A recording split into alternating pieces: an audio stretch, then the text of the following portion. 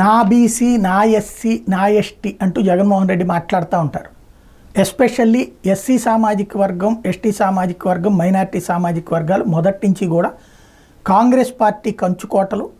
తెలుగుదేశం పార్టీకి అక్కడ మాదిగ సామాజిక వర్గం కారణంగా ఏదైతే చంద్రబాబు వచ్చాక మాదిగలకి వర్గీకరణ అన్నటువంటి పాయింట్ తీసుకురావడంతో కొంత డివిజన్ చేయగలిగారు.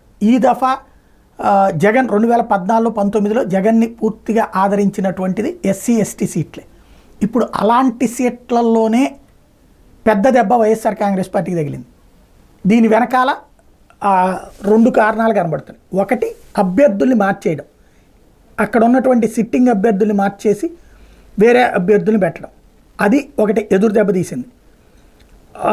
ఇంకోటి, అలాగా బయటికి వెళ్ళినటువంటి వాళ్ళు ఇప్పుడు పెట్టినటువంటి వాళ్ళని గెలిపించాలన్నటువంటి అహంకారంగా కనిపించింది. అది బాగా ప్రచారం చేయడంలో అటు తెలుగుదేశం సక్సెస్ అయింది, ఆ అభ్యర్థులు కాంగ్రెస్ లాంటి వాటికి వెళ్ళి మరీ సక్సెస్ అయ్యారు. కొంతమంది తెలుగుదేశంలోకి వచ్చి కూటమిలోకి వచ్చి సీట్లు కూడా సంపాదించుకున్నారు. ఇప్పుడు అది జగన్కి అతిపెద్ద షాక్.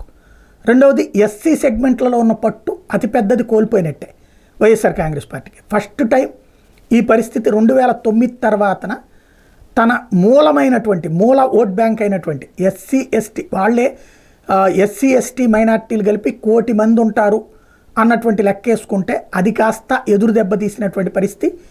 ఎస్సీ సెగ్మెంట్లలోనే ఓటమి అన్నటువంటి కాన్సెప్టు అనూహ్యమైనటువంటిది వైఎస్ఆర్ కాంగ్రెస్ పార్టీ తన జీవితంలో ఊహించలేదు. ఇంకోటి, తెలుగుదేశం పార్టీకి ఈ భారతీయ జనతా పార్టీకి సంబంధించి ఏదైతే నరేంద్ర మోడీ ఇచ్చినటువంటి మాదిగల వర్గీకరణ పనిచేసినట్టు కనబడుతోంది.